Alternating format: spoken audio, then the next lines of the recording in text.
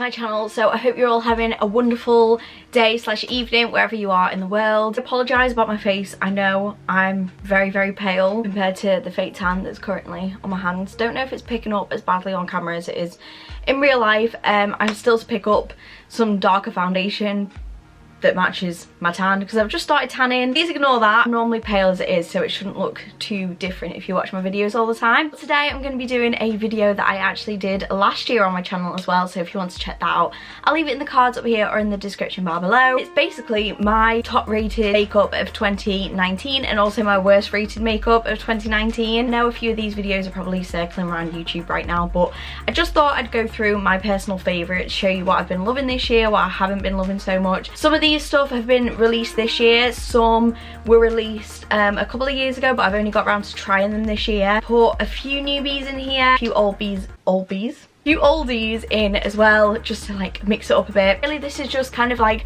what I've been loving and not loving so much this year. So some of these stuff you'll find that you might like the stuff that I don't like, or I love the stuff that you maybe didn't get on with. If you are new to my channel, then don't forget to hit that subscribe button. If you haven't already, make sure to also tap that bell down below. You are notified every single time I post a new video. Make sure to also give this video a big thumbs up if you do end up enjoying it. And without further ado, I'm just gonna roll into the video and talk about my top rated and worst rated makeup of 2019. If you're also wondering about this makeup look, I do have like the full product details now on my Instagram. This look should be up on my Instagram now. If not, it'll be up like very soon. So, you know, please go follow me on Instagram. I'll leave it here.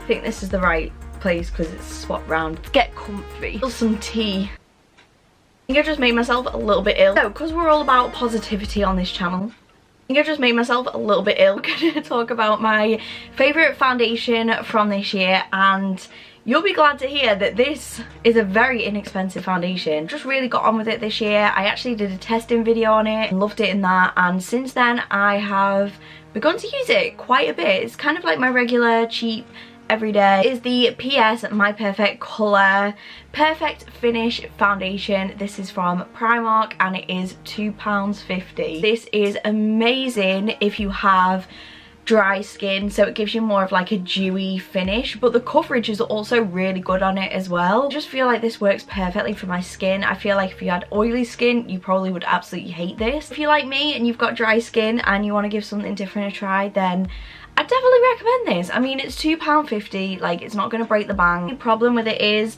that it doesn't have a pump. It's one of those like little squirty things, but it's not too bad. I just put a little drop on my finger and then just pop it on my face, showing you how I do my foundation routine. And it works. So this was my favourite foundation of 2019 and I'm sure it will be in 2020 as well. And then one thing that we're definitely going to leave last decade is the Morphe Fluidity foundation. I did a review on this on my channel and I just wasn't that keen on it. For one, I'd got it in totally the wrong colour, which was like my fault. I'll put my hands up and say one of the big problems was that it wasn't my colour, and they do have an amazing shade range. It's a full coverage foundation, 24-hour long wear, sweat proof, transfer resistant, water resistant, free of oils. The thing that got me with this foundation is that it says it's great for all skin types, and I should not have believed Morphe with this. When it says like free of all oils and you know that it's full coverage, that kind of screams out to me it's more of like a oily skin type of foundation, but I thought I'll give it a try. Wish I never did now. It was not a winner when a chicken dinner, let's just put it that way. So that is off. Ooh, do you know what? I'll do mascara next. I feel like this isn't going in order of like face, by the way. This is just stuff that I've picked up, and I've been thinking about this for a few days, and there's some stuff that I just don't have a favourite or a least favourite for, so I've kind of like left it out of this video. But obviously all the stuff that I use on my Instagram and like in my tutorials on this channel is stuff that I love. So if you watch them or see me on Instagram, then I talk about my favourites throughout the year then. For mascara, my favourite mascara this year was the NYX On The Rise mascara. I actually bought this because I went to go and see Ariana Grande in Birmingham and forgot mascara. So I was like rushing around Superdrug trying to find a good mascara, and I thought I'll give this one a try, we'll see. Love it.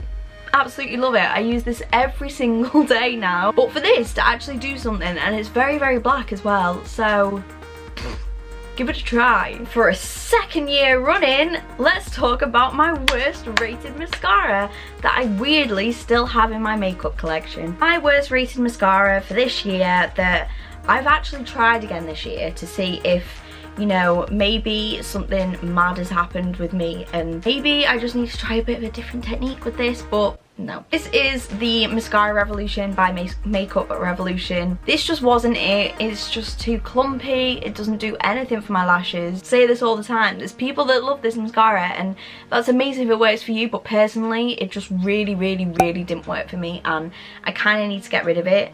Also, the packaging is very like thick and clumpy and I don't like the wand and ooh, now it's on me. Wasn't it? Okay, so next up I'm going to move on to highlighter. Now for highlighter, my two favourites are ones that I actually haven't picked up this year. I've picked up a highlighter palette this year that's made me go wow. All of my like favourite highlighters are ones that I picked up last year actually. One thing that I have been loving and have gone back to constantly is the Balm Mary Luminizer. This is such an old favourite of mine and I still absolutely love it. I've really hit pan. It's not the best, but you know, it still works. I feel like it's a perfect highlighter for every day where no one really talks about it anymore, which is so sad. And then secondly, one highlighter that I have been loving again this year, the Wet n Wild highlighting powder. This is in the shade Blossom Glow. I absolutely adore this. Let's give it a swatch and show you what you're missing. Like, look at that. How pretty is that? It has like a pink tint to it, but oh, it looks stunning on the skin. I use this religiously with Mary Lou, so I'd say that they're my top two. I couldn't pick one.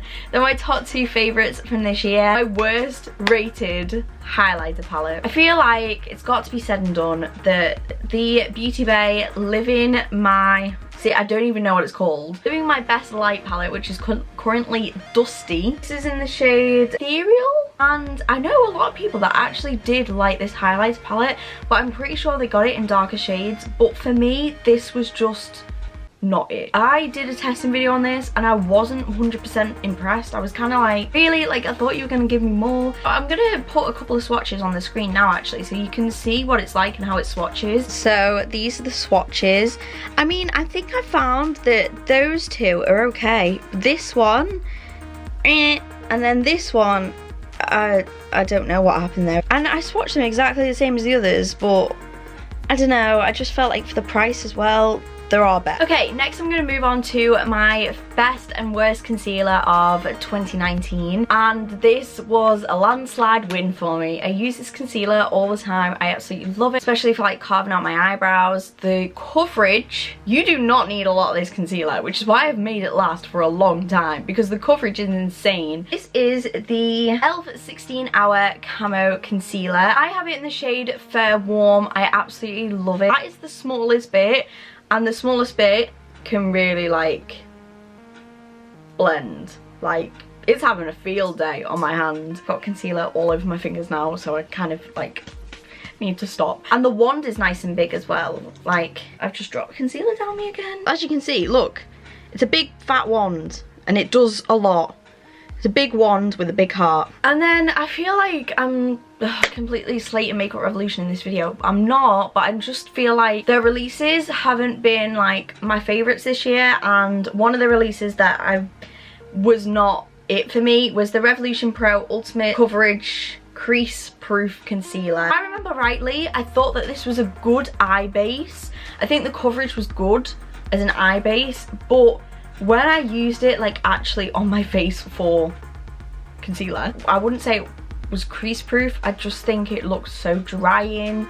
It just did not look the part. Like I said, I did actually like it as an eye base, but I use my P. Louise eye base, so I probably don't feel the need to really have this. Okay, so I'm gonna move on to one of my favorite eyeshadow palettes of this year, and this has been very hard because eyeshadow is my favorite makeup product out of everything. I absolutely love eyeshadow and I could like play with eyeshadow all day, every day. One thing that I absolutely loved above everything else this year was the Morphe, I don't remember what this was actually called. I can't remember what this was actually called, but this was their exclusive palette for Pride. They actually did re-release this as well, but I don't think it's available anymore. I think it was like a limited like Black Friday release or a Christmas release. It has a big mirror at the top as well.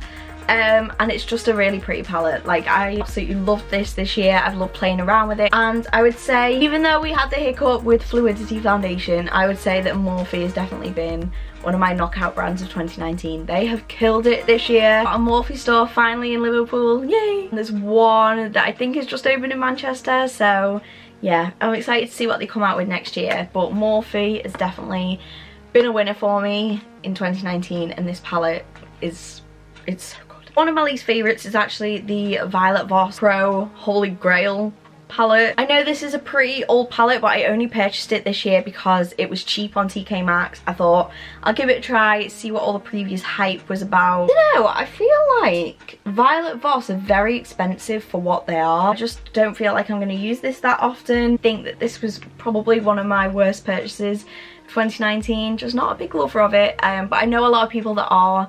It's just not my personal cup of tea, and I thought it would be a lot more pigmented than it is. And then another one of my worst eyeshadow palettes also links into one of my worst bronzers as well. I am so sorry that it's another Makeup Revolution product. This is the Revolution X Rachel Leary palette. I feel like it could have been so much more, and don't get me wrong, I absolutely love Rachel Leary, but the highlighters just were not good for pale skin types. Either was the blush. If I'd wear the blush, I'd be a clown. And the bronzer just wasn't it either. The bronzer was way too dark. This isn't more of like a criticism of the eyeshadow palette as one, even though I probably wouldn't use it. This kind of like links into my bronzer section. So this was my worst bronzer, clearly, because it was just way too dark, and I don't know, I just wasn't like the biggest fan of this palette. And then that moves me on to my next point. My favourite bronzer of 2019 goes to Anastasia Beverly Hills. Wow, that was so energetic. So my sister actually got me this bronzer for my 21st birthday. She picked it up from TK Maxx. This is the ABH bronzer in the shade Tawny. I use this every day religiously. I love the mirror. The mirror is perfect for doing my makeup in. We do have creases on our forehead. Oh, I apologise if you were watching that and I had that on there. The thing with this is, it's not the most pigmented. Like, you'd think that would be way too dark for me, but because it's not majorly pigmented, I can build it up to the right bronzer shade that I want. That is definitely my favourite bronzer of 2019. And then we're going to move on to, yeah, this is my last two items. This isn't actually a best and worst category. This is just kind of like one of my worst products and one of my best, because I didn't have anything to really compare it to. But I still wanted to add them into this video. I'm going to finish with one of my worst primers of 2019. This is the Revolution Pro Goddess Glow Primer. I think because it's that forgettable, I think that says it all. This was a highlighting primer that gives the skin a luminous glow. I just didn't like how it felt. I used this actually after my testing video to see, you know, how it performs when I'm in my own space in front of a camera, wasn't it? So that was my worst primer in 2019. And then finally, because we're all about finishing on a high note, for the second year running, I would like to present to you my favourite powder of 2019.